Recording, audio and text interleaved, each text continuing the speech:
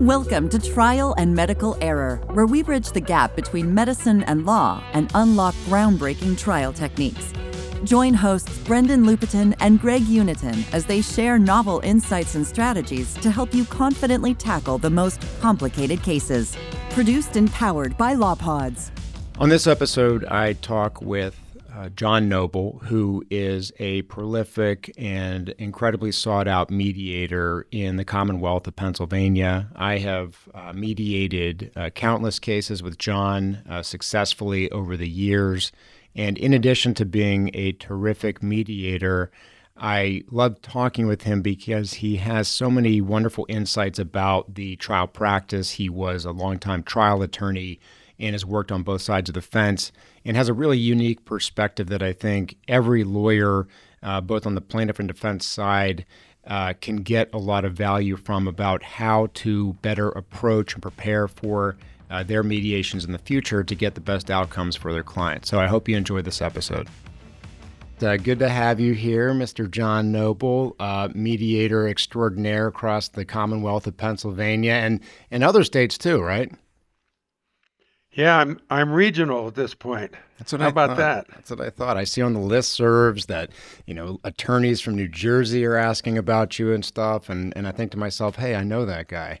But for the few people listening to the podcast that don't know who you are, can you tell us a little bit about your background before we start jumping into mediations and best and worst practices? Hey, when you're as old as I am, I'll try to keep it to a couple of hours. I grew up in Du Bois, Pennsylvania, went to law school at Duquesne, went to night school, worked for a defense firm. Those were really the only jobs you could get. And I was at Meyer, Dara, Buckler, Ebeneck & Eck for almost 30 years.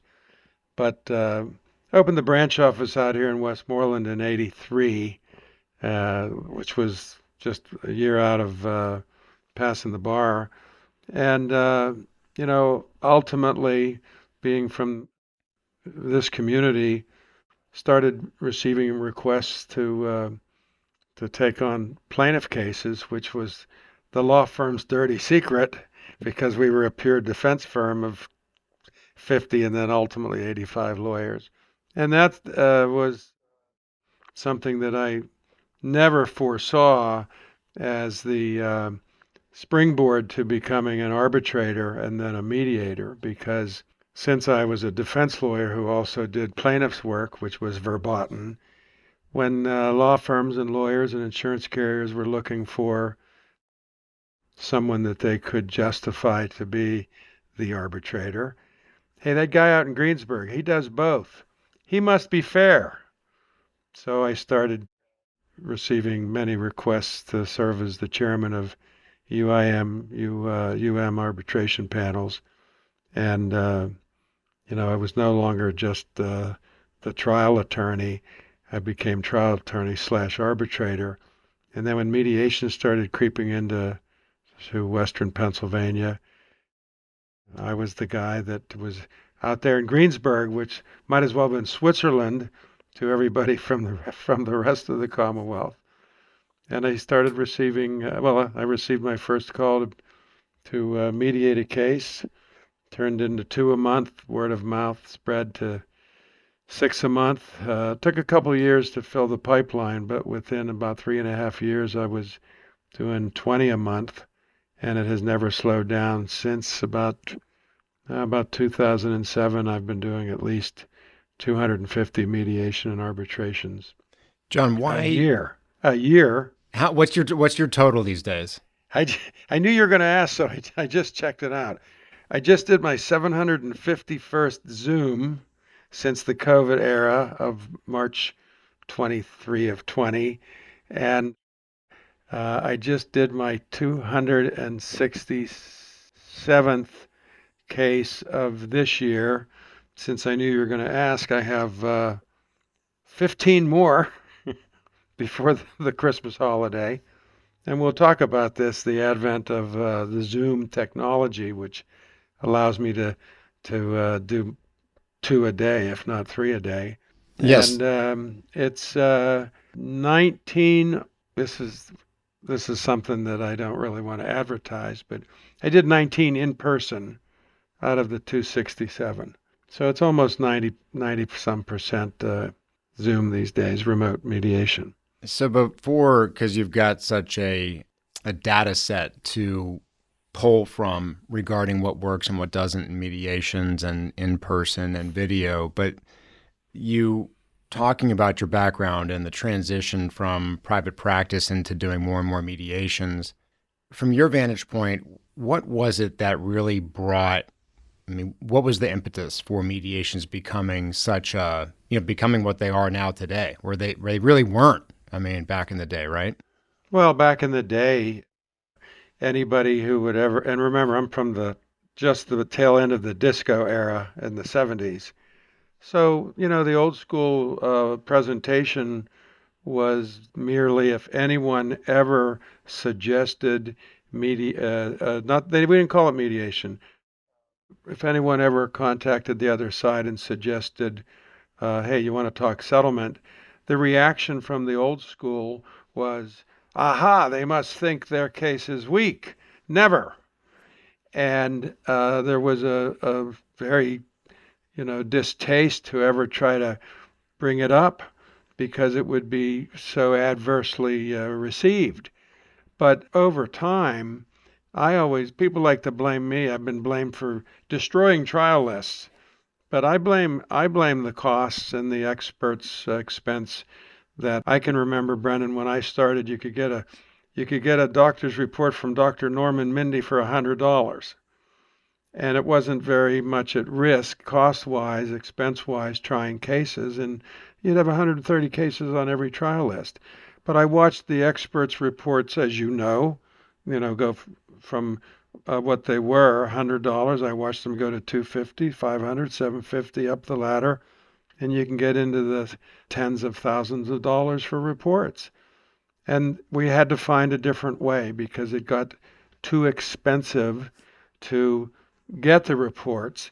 And then you have to pay your experts a second time to perform the reports in a courtroom.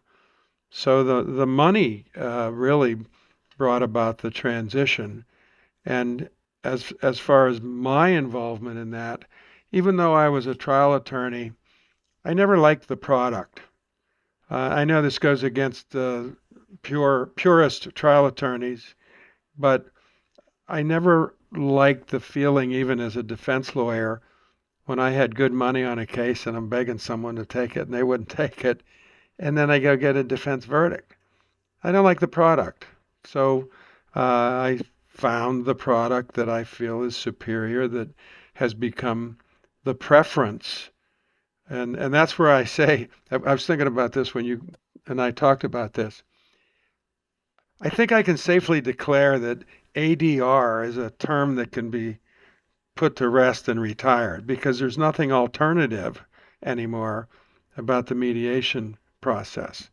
Trials are the alternative because settlements, mediations far, far, far outweigh the cases that are being tried. So call it PDF, preferred dispute, or PDR, preferred dispute resolution. Yeah, I mean, I don't know. I guess I just am programmed differently, but I obviously. Well, you've tasted it. You've had great success trying cases, but you're in the minority. No, and we always want to and have to put your client's interests, first and foremost. And in most instances, I think, of the people that we represent, resolution without trial is in their best interests. And and as as much as I love spending time with you and my client's mediation, I don't know. I still I long for the maybe I'm from like another era. I should have been born like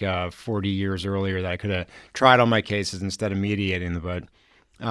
But with that as sort of a setup, and admittedly, I sort of say to people, because I think I try more cases than most, I think, lawyers out there these days. And I say it's because I'm bad at settling cases. So with that as a setup. You're not bad at it, but you have good cases, and your cases have a certain value. but we always at least consider, if not try, mediation. I don't mean to say trials are to be retired, but nobody really wants to go to trial. They'll go if they have to, but it always seems to cost too much, take too long, and it ain't over till it's over. And no one wants to be in the scenario that I was in the Scampone case, where it's 13 years after the first trial when we finally got the case settled. Yeah, and I heard that's not in anybody's best interest. No, and I think I always see Pete Giglione, who was the architect behind that great case law in that case, who was behind all of that, wince when the amount of time is brought up, and I don't know if he wants to be the poster child for all mediators saying, if you don't settle, your case could go on for a decade. He deserves the shout out for what he put into it and he does. What he ended up getting out of it. But, he does. And I lived through that with him. They contacted me at like 10:30 on a Saturday night by text. Hey, do you want to take a swing at the Scampone case? I thought they were drunk. I said, what took you so long? And we did it. It was the first case I did of the year in 2019. And it took another 8 months after the mediation to get it done. But it's we're in an era where we can be creative. We can agree to mediate a case before any filing with tolling agreements, right through jury deliberations. There's no one way to do it. There's no one size fits all, and that's what I grew up with. You got in line, and it was you had the same process for every single case, and that was not going to be sustainable given the expense of trials over the course of the years. So I think a lot of attorneys, when they hear somebody's proposing mediation or they're considering mediation, just assume they know what it is and how to do it. I know that's not the case, and I think I am surmising that a lot of attorneys do not tee things up properly to get the most out of mediation. So from your vantage point, can you talk to me about, what are the keys from, and this is a plaintiff attorney focused podcast, but this probably applies to just about everybody, but from the plaintiff's perspective, what are the most important points that we should be, checking off before a mediation to give ourselves the best chance of getting a good settlement for our client? You just used the exact words that when I wrote some notes down here, teeing it up. There are still some folks that don't tee it up. I call it setting the table or plowing the field. Once you're comfortable with a mediator, which takes time, I always say use your mediator. You're paying for the service. Get the value for the cost. As a veteran mediator, there's lots of great mediators out there, but I'm a veteran. I already have experience with the other side. I know how they do things. I know the people. So if you don't communicate transparently with your mediator, how do you expect the mediator to fill in the gaps correctly or appropriately? As you know, when I get a mediation statement, and sometimes before that, I'll call plaintiff's counsel. What do you want to talk about the case that maybe you didn't put in your mediation statement? I often will learn more in a 5-minute telephone conversation than I do reading a 30 or 40-page mediation statement or a 10-page mediation statement. If you don't trust your mediator, which a lot of people don't want to tell me what their real end game is, then you need to be working with someone else.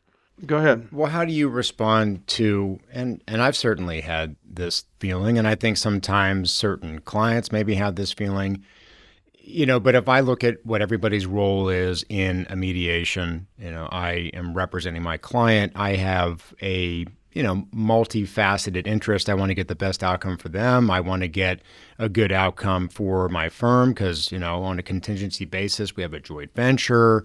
I'm also personally wrestling sometimes with, would I like this case to go to trial versus settle? and balancing all those different issues.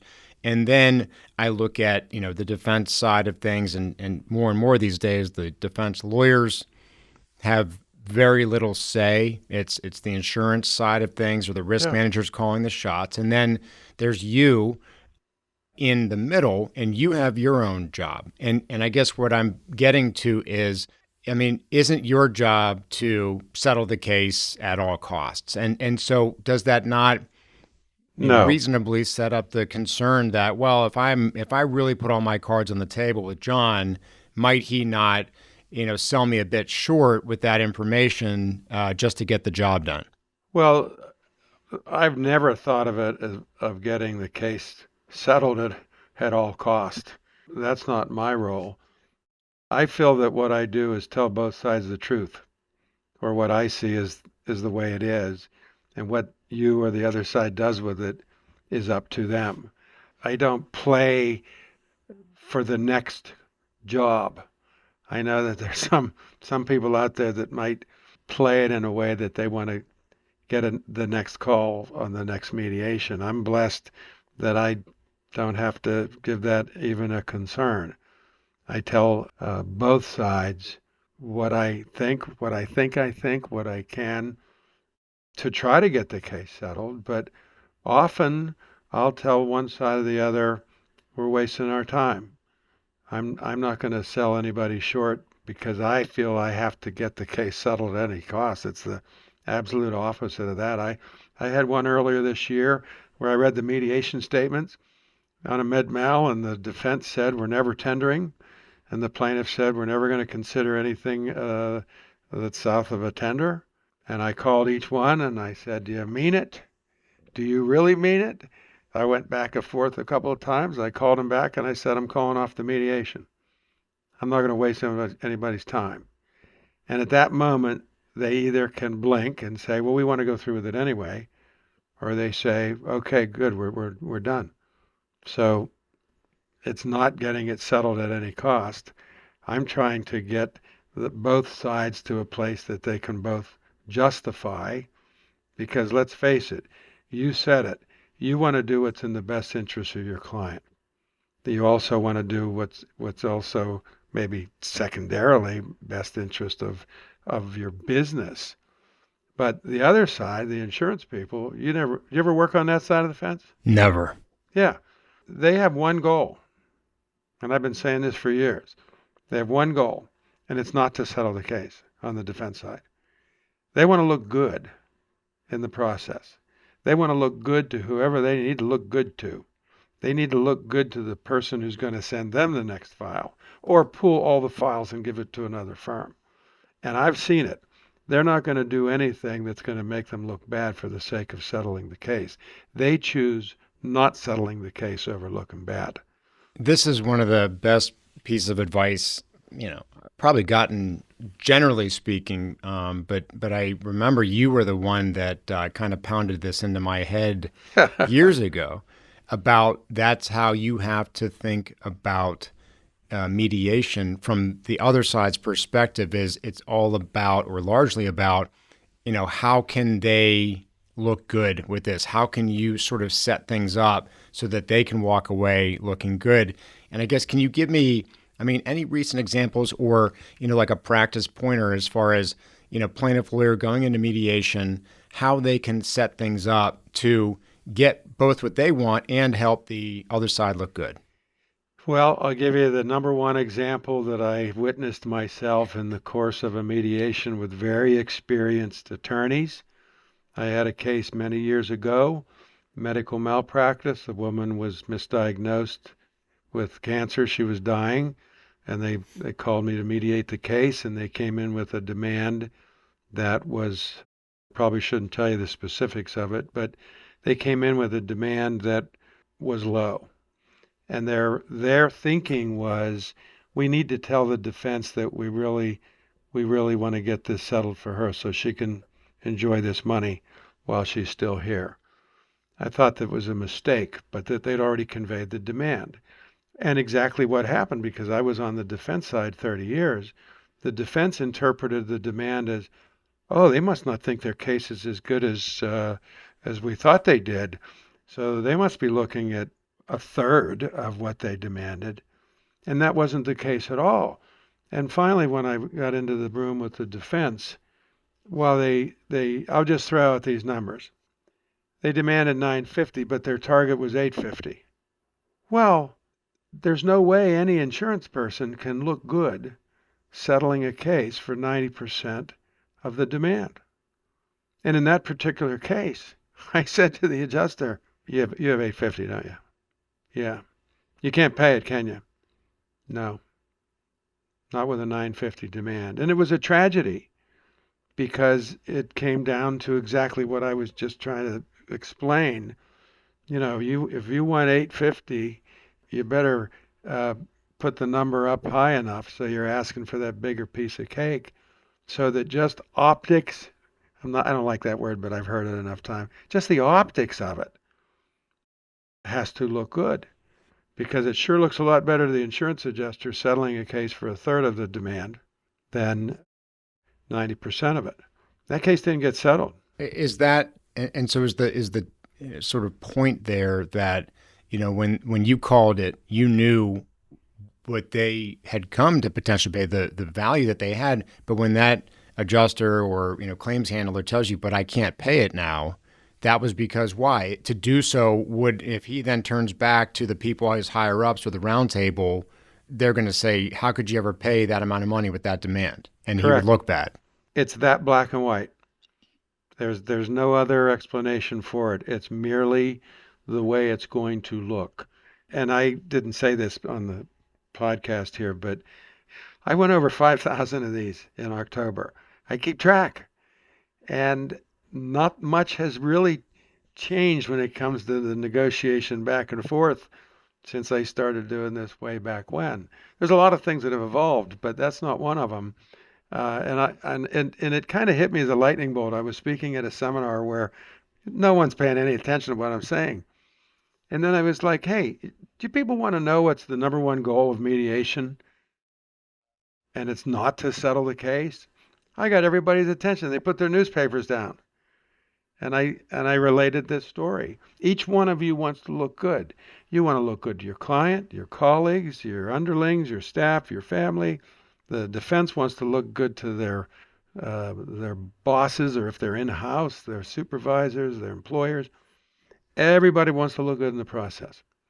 And you have to, as on the plaintiff side, if you've never worked on the defense, you have to appreciate that while you are trying to justify a number that you put on your case, that it's fair compensation in the best interest of your client, they're trying to justify the money they recommended and may not have gotten from the lords above and the rear admirals, because as you've indicated, I think you said this, defense lawyers used to make the decision with the first level adjuster. We didn't say this part, but the decision makers are so far upstream now.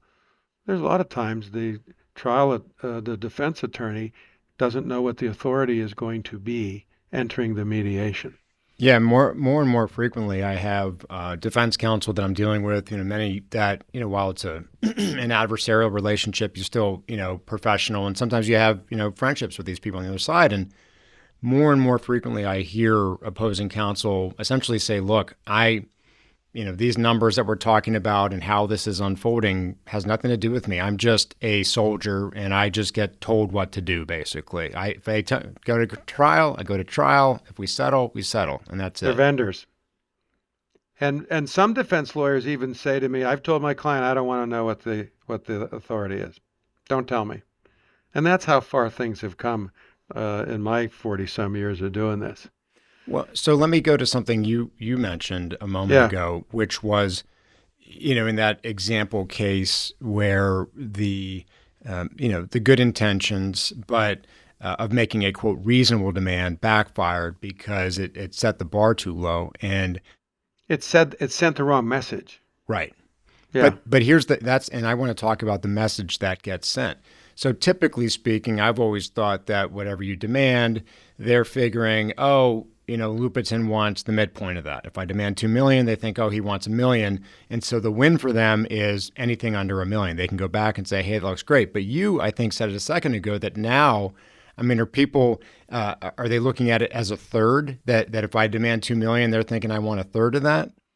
It varies from attorney to attorney, defense, hospital system, insurance carrier. There's always a mathematical midpoint, no matter what. When you make a demand, there's a middle, there's a midpoint. And so you have to be cognizant of that, because there are some people that think that it's close to the midpoint. There are others that are thinking it's well below that. People don't like to mention the word midpoint. It's my middle name, that and bracket. My middle name initials should be MB. But it varies, but I always just boil it down to the basics. As you're negotiating, as you start out and as you go through the process, you always have to ask for a bigger piece of cake. That's mediation 101. You have to be cognizant of the message you're sending. You have to be cognizant of the midpoint. And hey, the midpoint of the midpoints, if you're bracketing, because they sure are. I am. It's the first thing I see. For me, I've said this to you before, from the mediator perspective, there's always three things that boil down to any mediation. First one is personalities. Who's going to be the tough personality? Is it the plaintiff? Is it the plaintiff's counsel? Is it some relative? Is it a family member that they're not on the same page? Is it the adjuster? Is it the defense attorney? There's always some personality that is standing on the brakes, depending on whatever side it's on. Then it's the cultures. Different law firms have cultures.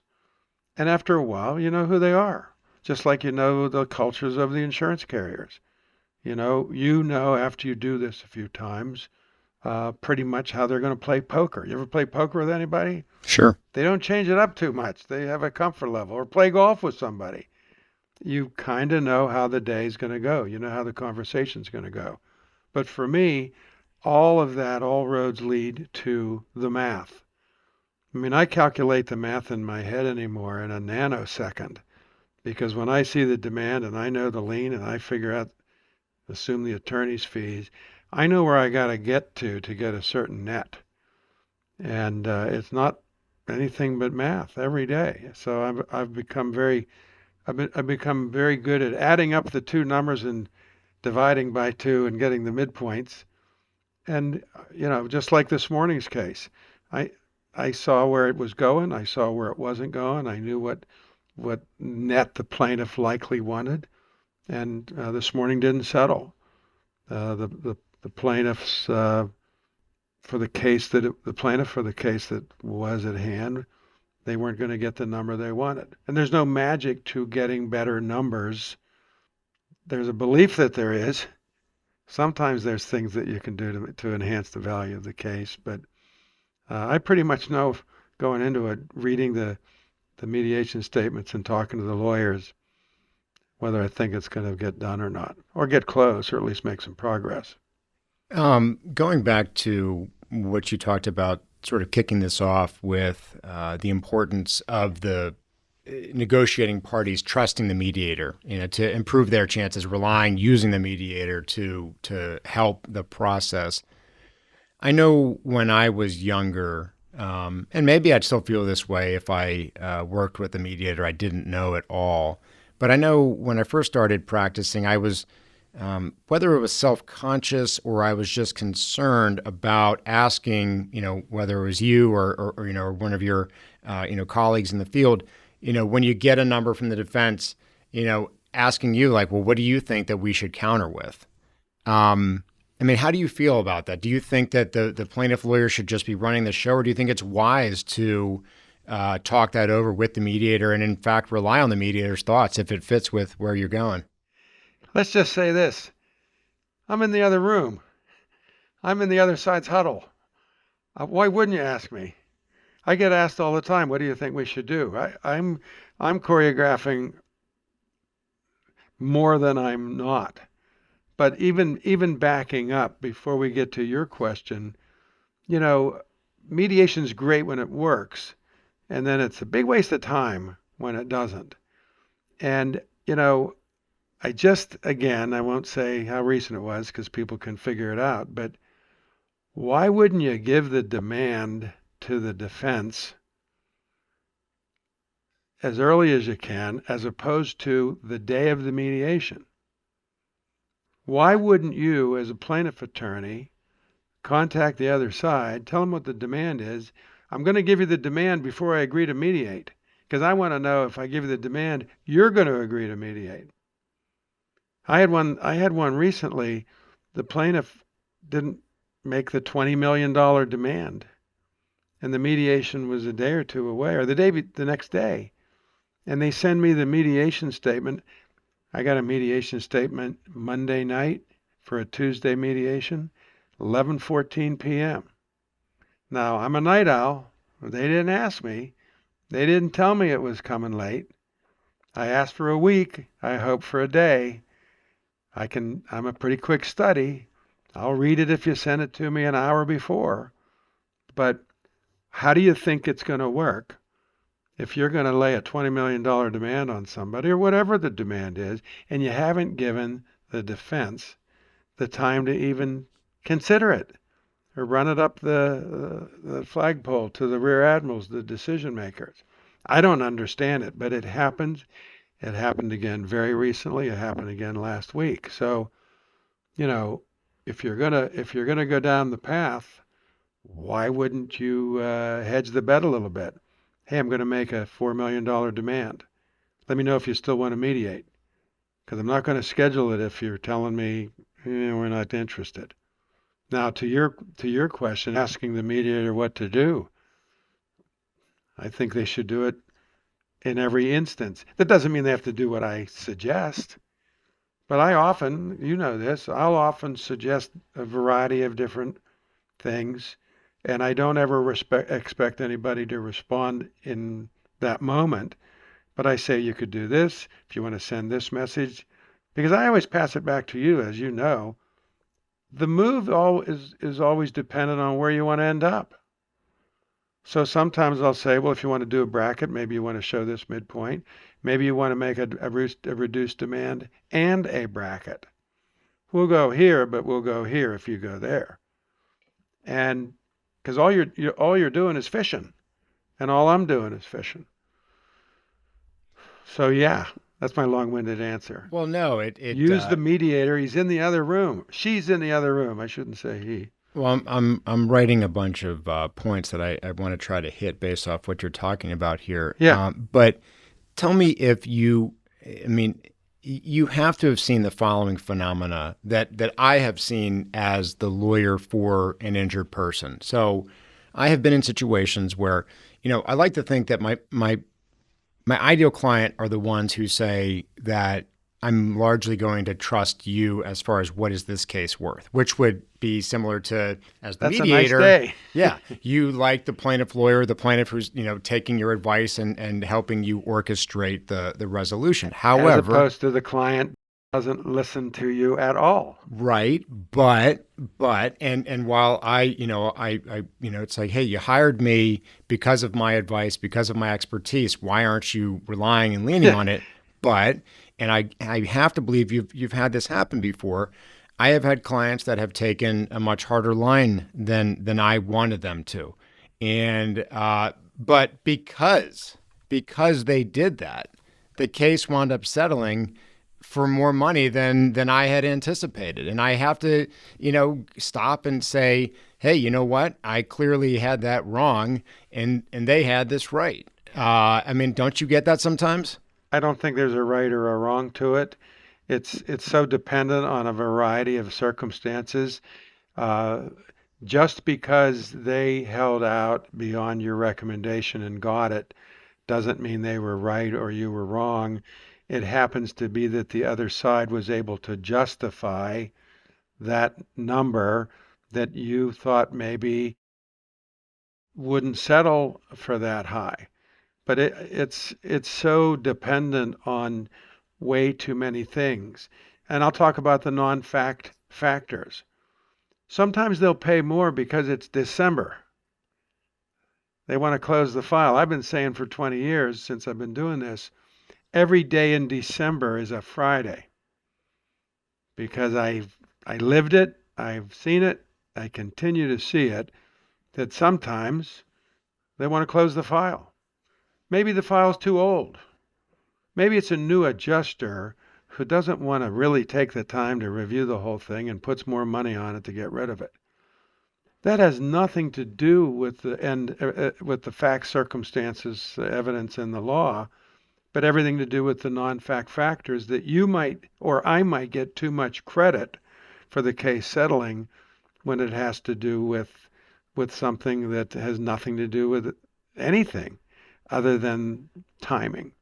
So, you're so conscientious in my experience with you. You're always a student of this, always trying to learn and forecast and all the other things that we all try to do. But sometimes your clients don't listen to you and hold out, and they get the zero. And you don't want to be right in that scenario.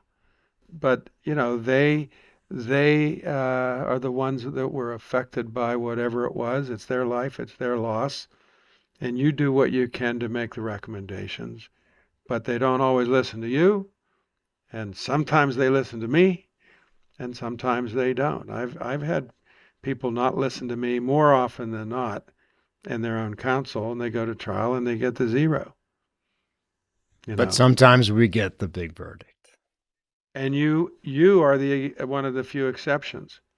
No, but I get the point, and it's interesting to hear you say that though, because it anytime you feel like your advice retrospectively was not the best advice, if you're judging the outcome by the amount of money that you obtained, it just makes me second guess some of the advice that I'm giving sometimes and thinking, well, geez, maybe I'm not the end all be all as far as knowing what the right value of this case is, kind of thing. And but that doesn't necessarily mean it was the wrong advice, I guess is the point. But we also are rolling the dice with which jury do we end up with. Sure. Yep. Because that's the forecast that's so subjective. We don't know who's going to be on that jury influencing the jury. I tried a lot of cases where I'm trying to read the jury's face, and I think they're going one way and they go the other way. I don't see too many juries anymore. You do focus groups, and you get to get inside people's heads with certain facts. So you're accumulating a wealth of experience and knowledge, getting to ask people what they think well in advance of the case. And then if you try the case, I have to think it's advantageous to you to do that. But it doesn't necessarily mean that the next group of 12 are going to see it the same way. I always tend to say I get too much credit when they settle and too much blame for the mediation process when it doesn't work. I could see that. But you have a unique experience because you have really rung the bell on cases where the offer was such that there was really not so much risk. Right. But I don't know when you talk with your colleagues how many have the same experiences as you. No, so but you're doing something right. Well, but we also talk about that. I mean, there are some of those, seemingly sociopathic trial attorneys out there that say no to, ridiculous amounts of money only to try to get a verdict higher. And sometimes they do, and they pound their chest. And, I'm the first one to say that, pretty much all of the good verdicts I've ever gotten were because the offers were, just ridiculous or non-existent. And well, it makes it easy for you. Yeah. If it's non-existent or it's so low, you can only go up and there's not as much risk. But I always think back to the attorney that I begged to take the $5.5 million. Begged. And after 13 days in trial, the jury was out for an hour and gave a zero. And I was convinced it was an 8-figure verdict. Yeah. It would have been. I mean, I thought if there was ever going to be an 8-figure verdict, it was this case. And it was a zero. Yeah. No, it's I had a bit of an experience that recently in a trial where, We talked a lot about a high-low that was offered, and we really did talk a lot with the client about it, and ultimately declined it, and then took a I'm defense aware of verdict. this. Yeah, I mean it's sickening, and I'll never forget that for the rest of my life. And, learning lesson and so forth. But I don't want to get all in the blues. What I did, you brought up something a moment ago that I want to ask you about. Do you, in mediations, ever have people come in and plaintiff particularly, but maybe the defense too, with focus group data to use as a tool of persuasion to try to influence the outcome of the settlement or the mediation? I've had two of those come into play in the last week. This morning, that focus group, the disclosure of focus group use was disclosed, but it didn't move. It didn't move the needle. And I have a question for you, if you want to get into it or not. But, Sure. Juries have to appear and be selected and then appear again and get on the parkway and park and get in the courthouse and go through security and for $9 a day feel like prisoners. Focus group participants don't. And do you feel there's any difference, or do you ever ask people about the reality of jury and the attitude they might have as compared to what I think a focus group is, that people don't have that same negative experience? Yeah, I think a lot of trial attorneys are, that's one of many concerns that you can have with focus groups as far as, are the people that I'm speaking with really representative of the potential jury that I would try this case to? And, probably not. But I think it's, there's different types of focus groups, and I talk a lot about, and I could turn this podcast into a 4 or 5 hour podcast if we were to go way down this rabbit hole. But so there's a few different points that are important here. One, to your point, back in the older days, circa 4 years ago before the pandemic, most people were doing their focus groups in person. And so there Big difference. Big difference. I would say you're getting a very different crop of people, because now you're getting people that are interested in driving downtown voluntarily to go get paid much more than a typical focus grouper to participate in this project. Okay. And there were so many other people that have no interest in doing that. There's obviously a huge swath of the population that you're never going to get to talk to. With Zoom and, everybody's comfort and ability to access, virtual interactions like this, I think you tap into many, many more potential type jurors that you otherwise wouldn't have with in-person focus groups, because it's so easy. They can do it from the comfort of their home and so forth. But it's still not, there's no way it could ever be entirely, representative of the people you're going to, deal with. And then you get into the difference between small and big focus groups. So these small focus groups are, they're good for issue spotting, telling you, things you hadn't thought of. If you're getting consensus in a couple different smaller focus groups, then you can start to get some comfort that, whatever the big issues that are being revealed are significant and legitimate. But then there's these, and I know you, in some of your mediations, have been confronted with lawyers bringing this stuff to you, these, big data, quantitative jury study projects that people are performing. And those are much more reliable and I think case determinative. I don't know if I ever told you, but in, the verdict that Greg and I got during the pandemic, where we hit for $10.8 million, we worked with one of these big data studies. Right. And they had predicted that was the number. Yeah, you told me. You did tell me that. It was eerie. And so, I guess that's one of the distinctions. And maybe that's just a suggestion for you if you were to conveying it to the defense, that, it depends on the type of focus group that the people are talking about. If they're talking about, a small group project they did with 5 people, and those 5 people said we're going to win, that you might take that with a grain of salt. If they did a giant jury study with a properly balanced set of facts, and it's saying that there's an 88% win rate for the plaintiff, then I think that's something that's much more significant to the defense. But I don't know how many people are doing that, and how moved the defense is going to be anyway.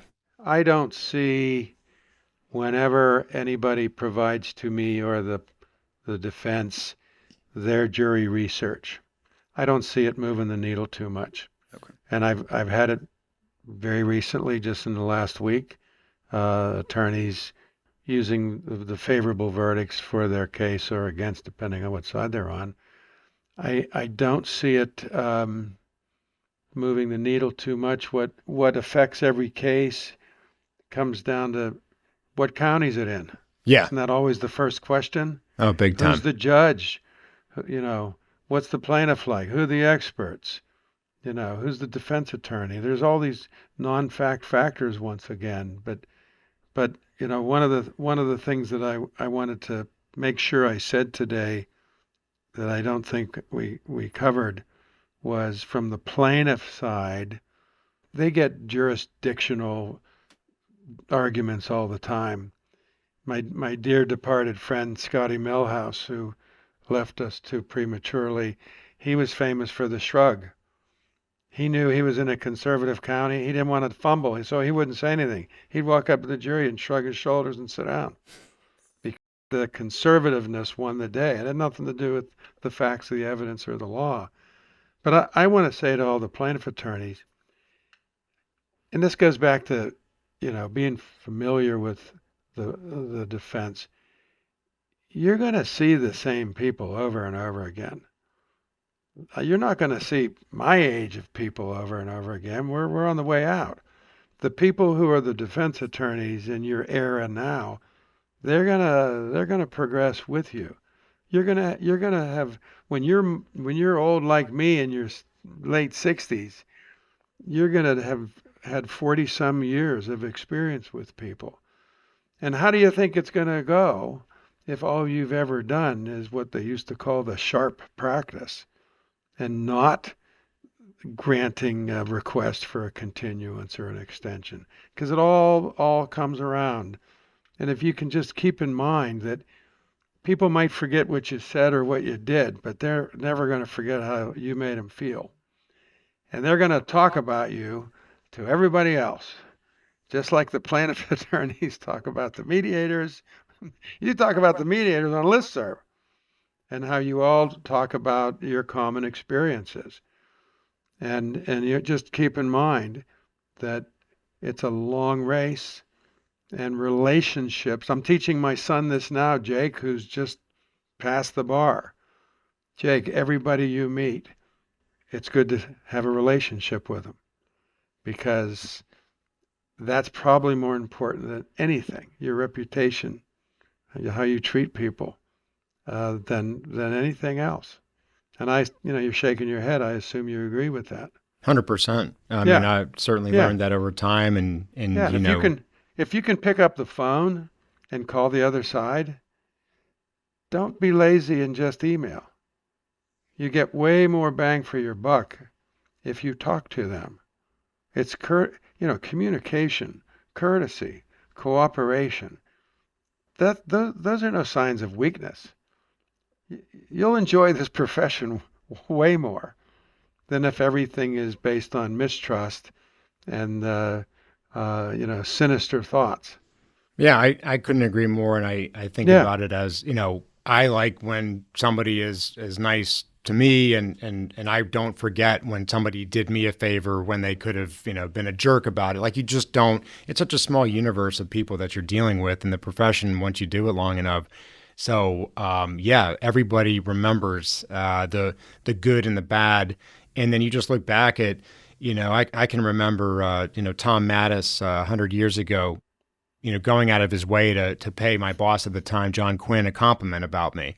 And he didn't have to do that, but I literally for the rest of my life will never forget it. It meant the world to me. It really changed the way that I practiced and so forth. But you're right. I mean, you can look at it very selfishly too, but it's a reality. If you have good relationships with opposing counsel and everybody as far as you can, I mean, they might refer you cases. They may, be that little extra chirp in the ear of the financial decision maker who's going to maybe put a couple extra bucks on the case to get it resolved and so forth. So, I couldn't agree more with all that. I was just involved in a settlement of a very large matter where the defense attorney, who was against the plaintiff attorney, developed a relationship during their case against each other. The defense attorney ends up essentially referring the case to his recent prior adversary. And now they were a team. I can remember one of my highlights of my career is I was taking the deposition of a plaintiff in a case, and his plaintiff attorney still laughs about it 30 years later. And the guy stopped the mediation or the deposition, and he looked at his lawyer and he said, "Is there any chance we can get Mr. Noble to come on our side and work with you and be my lawyer?" It was right in the middle of the deposition. I got it on a transcript. And, it wasn't a sign of weakness. Even as a mediator, I sell respect to the plaintiffs. I sell respect to the defense. But I give them respect. But if they're disrespectful, I'm not afraid to tell them what I think either. I feel like I'm the king of the heads up. I'm the transparent guy, direct guy. And I tell you what I think. I tell you what I think.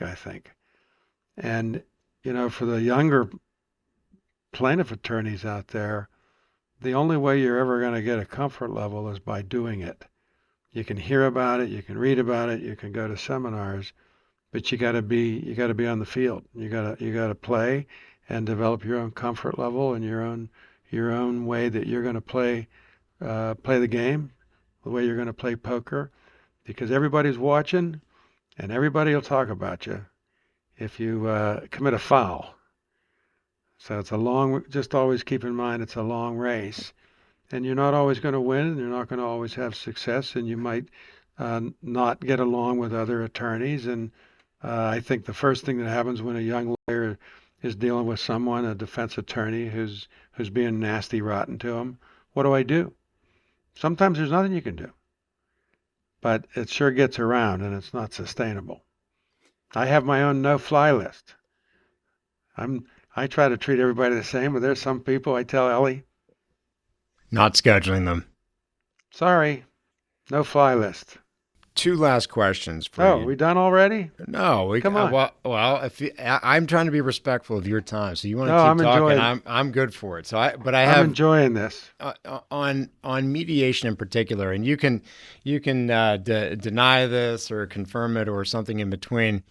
But the first time I can remember back that I was ever heading into a mediation with you, I think it must have been one of the attorneys at my old firm, but somebody told me going in that, if you tell John a number, and you better mean it, because he's going to gut check you.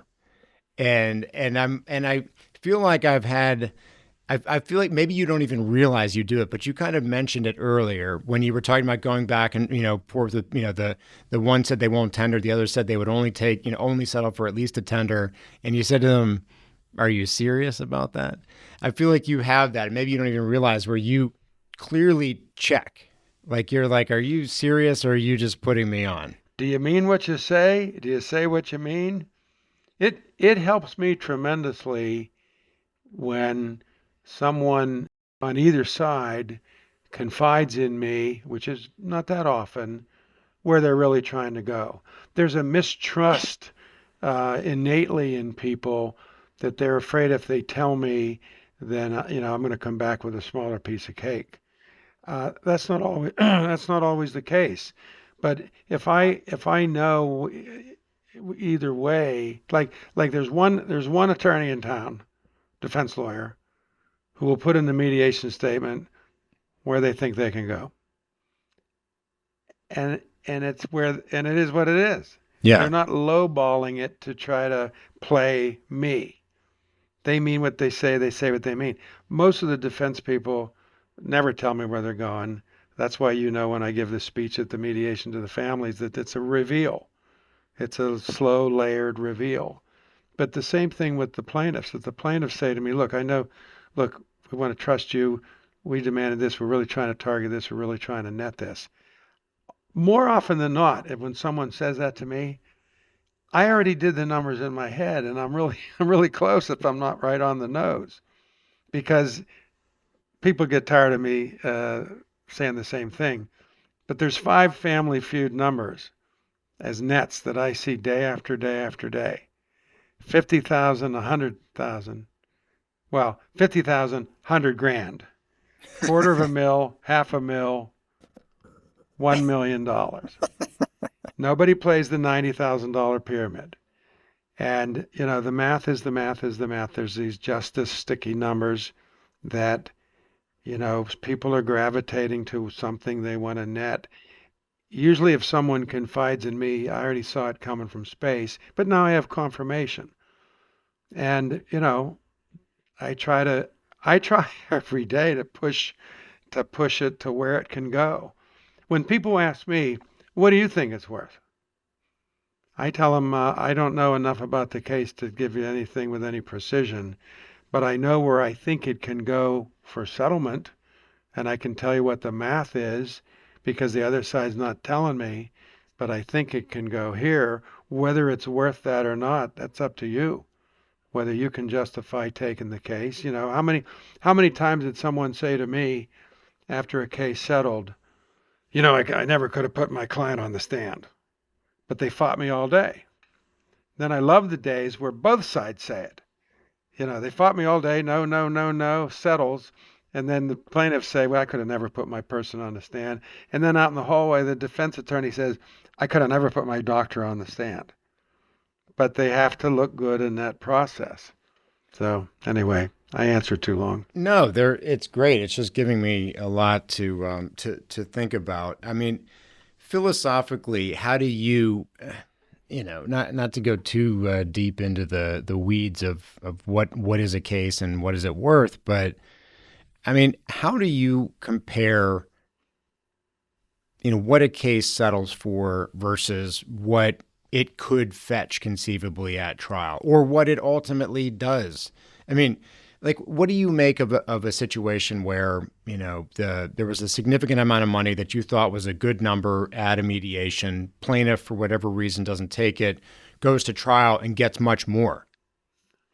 I say, good for you. You rolled the dice and you won. This isn't, it's not a game of precision that we play. What's art worth until someone's willing to pay it? We go with history. We go with the history of jurisdictions. We go with past settlements. But every case rises and falls on so many variables. Sometimes you ring the bell. I don't always want to talk about how people gambled and lost. I think there's fewer occasions where they gamble and win. I'm always trying to explain to people how it works so that when they choose to go to trial, their eyes are wide open and they heard it from me. If you get what you want in the courtroom, it's going to cost you X, and you'll likely get an appeal. And if you are up for the long, expensive appeal, and you might have to try the case again, maybe not, at least you know what's coming. I remember when and maybe this is a dumb analogy, but I remember when I had my prostate surgery years ago, and they walked me through everything, every step of it, and it took the fear out of it for me.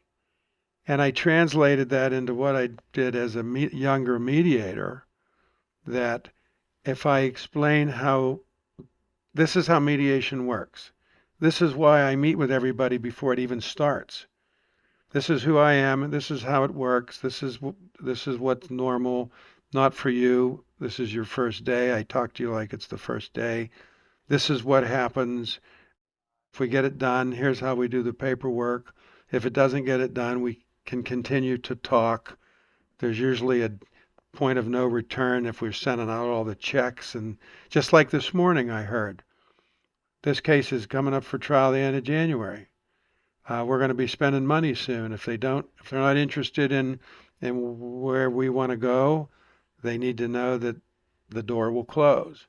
I just try to educate people, not that you haven't, but I spend way more time with the plaintiffs because I feel that if they hear it, sometimes the plaintiff attorneys will say to me, I've told my people that 20 times. You say it once and they listen to you. It's just human nature. They need to hear it. Well, and hasn't anybody, that's ever been in some type of a significant relationship, be it with your spouse or with your kids? I mean, I could say something 100 times to my wife or my kids, and they ignore it, and then somebody else says it, and they're like, "Oh, yeah, that's such a great point," and they internalize it.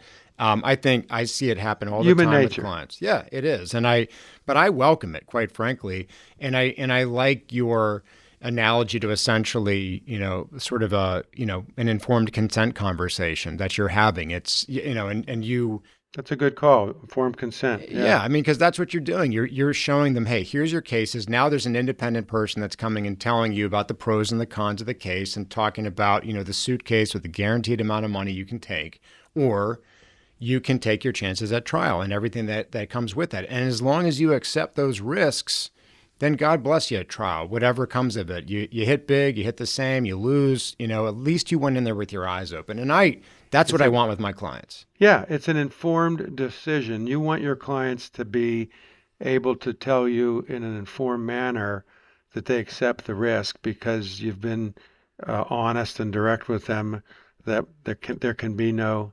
guarantee. And for any of you people out there that haven't mediated with me, first of all, I'm not looking for more work, but if I know that. if I happen to be working with you, I will read what you send me. I will call you. I may call you after I get the other side's mediation statement. I try to give the heads up. I appreciate the heads up. Someone just gave me a heads up on a case that's coming, that there's going to be a family friend who's a lawyer who might be interfering, not using that word, but might be trying to influence the discussion. So, okay, thanks for the heads up. I know it's coming. I like to tell the defense whether we're going to have a presentation, which we don't do too much anymore, or a meet and greet, or a 50-minute PowerPoint. I give them the heads up. Hey, I talked to plaintiff's counsel. Here's what's coming. Hey, the plaintiffs want to read a statement. It's courtesy. It's the only way to do business is to give people the heads up so that they're prepared for it. Either way, So I give the heads up when I can. As you know, I'll call you, and that if I'm not in a mediation, I'm here calling everybody on the next 3 or 4 that I have, because I'm already calling people on Monday and for Mondays and Tuesdays cases. This morning ended. I'm calling. I've already talked to all of the lawyers on Monday and Tuesdays cases, and tomorrow's 2 cases. Four cases that I have in the next 2 business days, because it's December, 'tis the season. They get the extra attention, and I'm asking them, is there anything you want to talk about that's not in your mediation statement? And we go from there. Now, I have a trend for you. Are you up for a trend? I love trends. Give me a good trend. I just got, and this isn't going to happen anytime soon in Western PA. It's just not going to happen. But in the East, I just got another call yesterday. It's my 14th call since March. I did a whole bunch of these through the MCARE deadline, and this is the first one I've had in a couple of months. But I get the call for are you willing to do the ye old phone-only mediation? I have settled every single one of these. I'm going to tell you, 7 and 8 figures. No clients, no plaintiffs, lawyers and me. And it's the old-fashioned from the 1990s. I'm doing it on the phone. They don't want a session. And I don't see that happening out here. Well, I've done it. I feel like you've done that with a couple of my cases before. Where I've never met your people, did we? I mean, I think I do it after the mediation doesn't settle. I think the UPMC mold cases, you were the phone man. Okay. I don't think you ever met those people. No, you're right. Well, yeah, I did. I think the first 2 cases, and then I did it without meeting them. Yeah, you're right. I'm just so cutting edge, John. I've been ahead of the curve. You were years ahead of Philadelphia is following my trailblazing. All right, now officially, last 2 questions, because just for a variety of reasons, I could talk to you all day, but I try to keep these around. No, but Yeah, and I wanted to get into arbitrations, but maybe we can talk about that in a different podcast sometime. So, from your vantage point, when you get to that, I mean, because I know you're either, a lot of times you're on the Zoom or you're in the room, plaintiff lawyer, their client, kind of gotten to the end of the rope on the amount of money, and there's that, what should I do?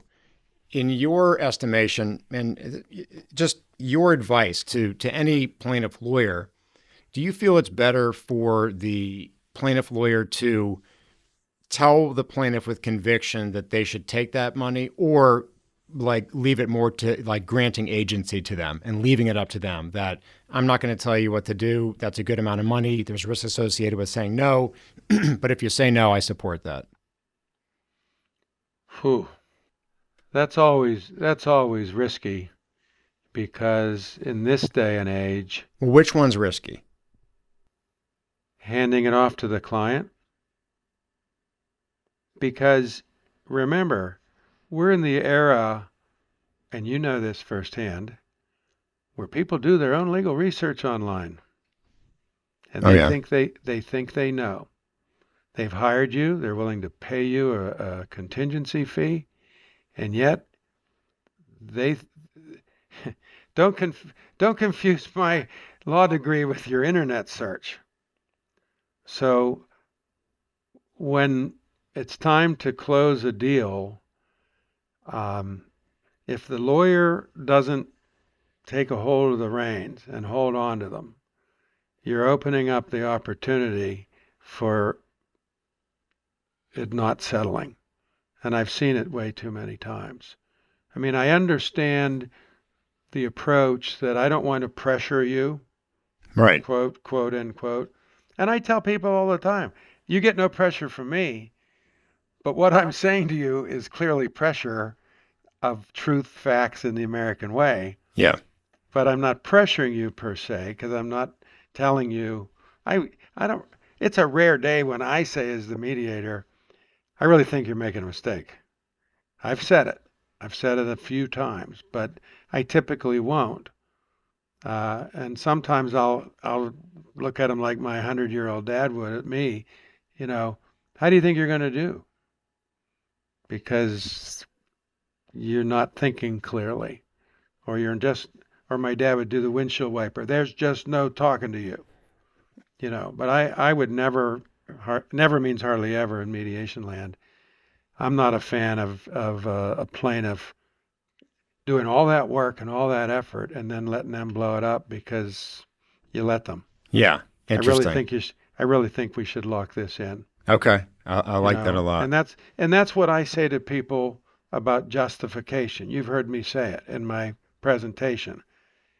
I boil it down to three things: the reveal, guarantee, and then the middle part, justify.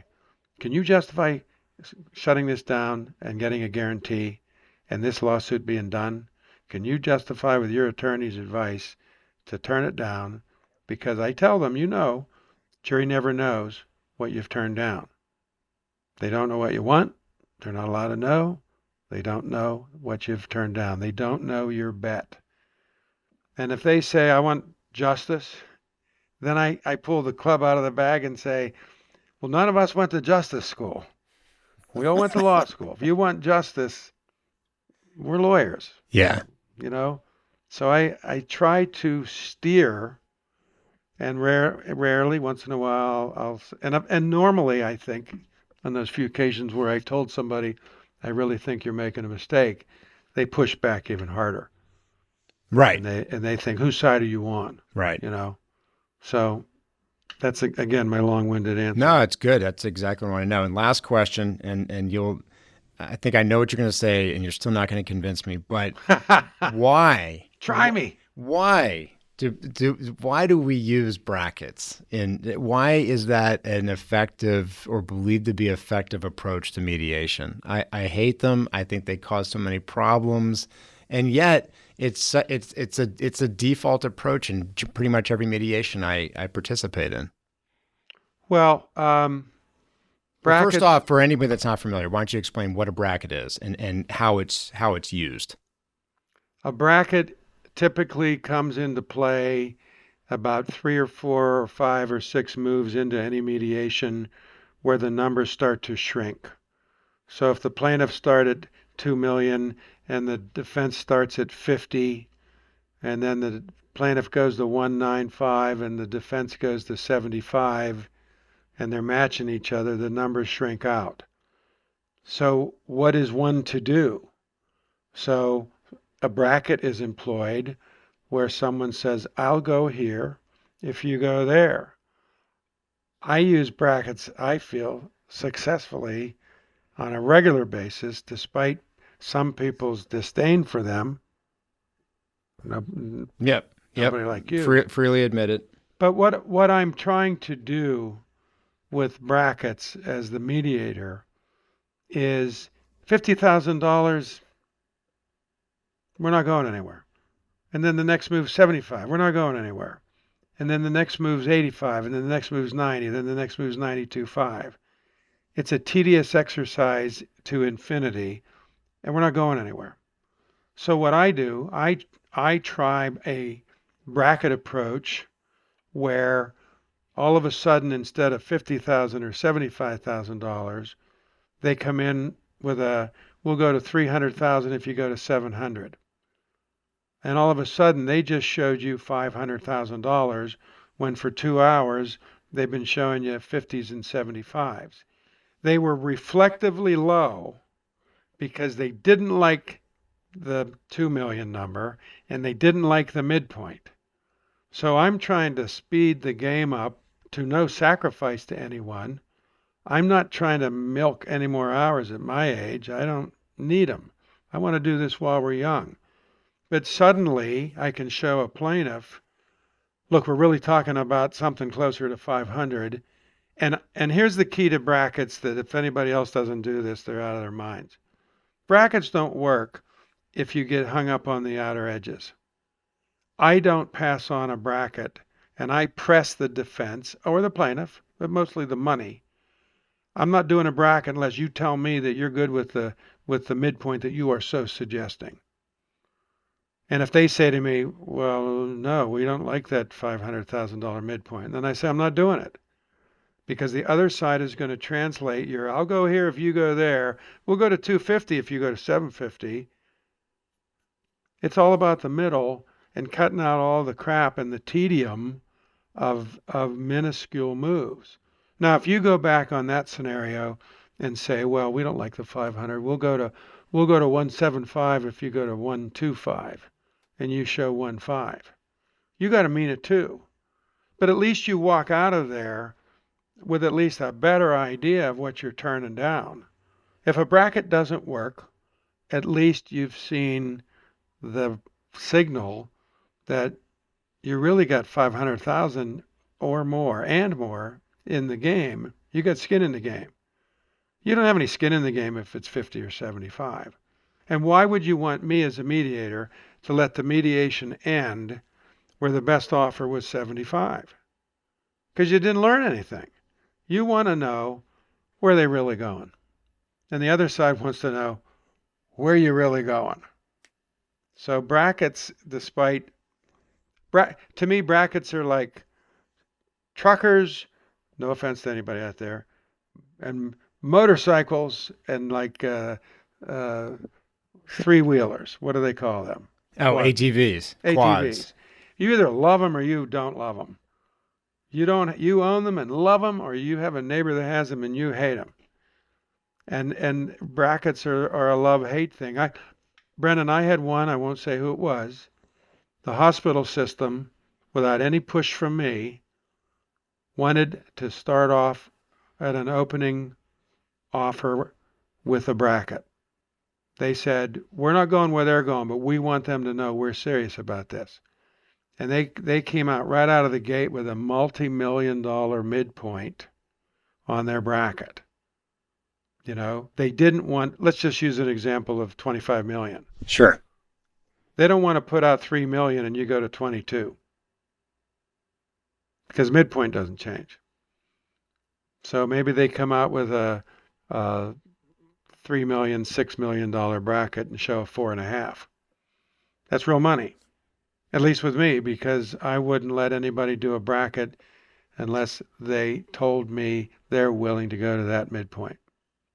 Do you think that's clear enough, or do you have any other I questions? do, and to the love and hate, I love and hate brackets. I love them because in mediations in which you've used them, they've been effective on multiple occasions. I hate them, I think, because they add one more mathematical step for my caveman brain to have to think through. And I don't need any more stress or reminders about how bad I am at math. But I settled a case this week. What day is today? Thursday. Thursday. I settled a case this week. I went to the brackets. There was a bracket, and then the plaintiff's counter bracketed, and then we had a midpoint here and a midpoint here, and then I start talking about the midpoint of the midpoints, and I got the case settled because I can't calculate the midpoint of the midpoint until I have two brackets, just to see if we're going somewhere. And if the plaintiffs say, look, it's got to be way closer to my number, and the defense says it's got to be way closer to our number, at least you've shown that much, because it's way better. There's my daughter Ellie. I was going to introduce her as the one who schedules for Oh, everybody. I know Ellie. I email with her frequently. She just walked in. Hey, I just want to say one other thing, because I know this is a topic of, I think, mythical contention. Go for it. There's a bigger mood in Allegheny County that mediations have to be in person. And I'll give a shout out to Dave White, who does 85% of his in person in his beautiful location over there. I've talked with him. I've talked with all the other mediators who do as much or with some frequency. None of us have seen bigger, better numbers in terms of settlements or the number of the dollar numbers. If anything, in the 19 in-persons that I've done, probably a third of them were complete waste of times, where people thought being in person was going to be magical, and everyone came in and reasserted their position like it was motions court. I had one with 6 rooms at the airport, attorneys flying in from all over the country, big, terrible explosion case, spent a lot of money renting the rooms, buying the food. We got nowhere. They insisted that it be in person. And I knew it was a waste of time when it was being set up. But we did it. The magic didn't happen. And, if there's probably a couple of times out of the 19 that I did this year that I thought, yeah, this one needed it. This one needed me in person. And so the takeaway, and I guess the point you're making, which is very depressing to me, but are you telling me that still to this day that there's a great hesitance in Allegheny County of doing mediations via Zoom as opposed to in person? I think I told you this. I keep track, and I usually hover around 22, 23%. It's weird, but it's just every year. Only 22% of cases that I handle are Allegheny County filings. I keep track of the counties, and I could flip through just my sheet right here, but just recently, it's Philadelphia and Montgomery and Columbia and Beaver and Lackawanna and Westmoreland and West Virginia, Blair, Center, Lancaster, Butler, Clinton, So I don't see that I'm the big Pittsburgh mediator. There's other people who do them in person, and there's a comfort level there. But you look at the other end of the state, and I'm doing all the health systems in Scranton and Wilkes-Barre and Philly and Harrisburg and Erie, and it's all remote. And like I told you about the 14 that I didn't even need to have a session on, they're all med mal. And we'll get to this the next time. I'm doing quite a number of med mal arbs. I just did another one yesterday, and I did another one on, I think, Monday. No, last Friday or Thursday. Yeah, I do about 30 a year. Well, definitely. We'll get into that. Yeah, sometime. we'll do another episode and we'll talk about arbitrations. Wow. I know you got a lot to share on that, but this was awesome, John. As I surmised it would be, got a ton of information, learned a lot in talking with you today. So thanks for. I know you're crazy busy, but thanks for taking the time to do this with me. And, I know you're booked up to the gills, but for anybody out there listening that wants to, book a mediation with you, where do they go? Go to the webpage, call Ellie, or email me directly, john@noblemediation.com. I try to give preference to the cases that need it, that are coming up for trial. There's a ton of cases coming up in January, so I'm doing double headers regularly.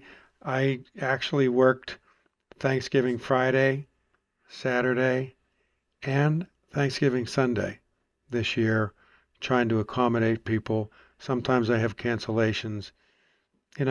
Try me. I will try to accommodate you. I'm doing some that we're starting at 3:00. Whatever it takes. I still feel that I have the the energy and the passion, even though I say I need to slow down and want to. I enjoy too much. I work with too many great people like yourself. We have a great bar in Allegheny County, and frankly, I've come to know the Philadelphia bar. So, what I do, I get emails. If you call Ellie, she's going to call me anyway because I screen everything. Awesome. So then you'll find out if you're on the no-fly list. Yeah. So if you want to get checked and have John bracket you to success, shoot him an email. You're not going to let that go. And maybe he can fit you in 2025. But John, thanks so much again for doing this. It was awesome. Got a ton out of it, and I'll see you real soon. Okay. Very good. Happy holidays to you and yours. Right back at you. Thanks for tuning in to Trial and Medical Error. We hope our discussions have equipped you with actionable insights to lift your clients above the hurdles of medical malpractice litigation. Ready to refer or collaborate on MedMal and catastrophic injury cases? Visit our attorney referral page at pamedmal.com/refer. See you in the next episode.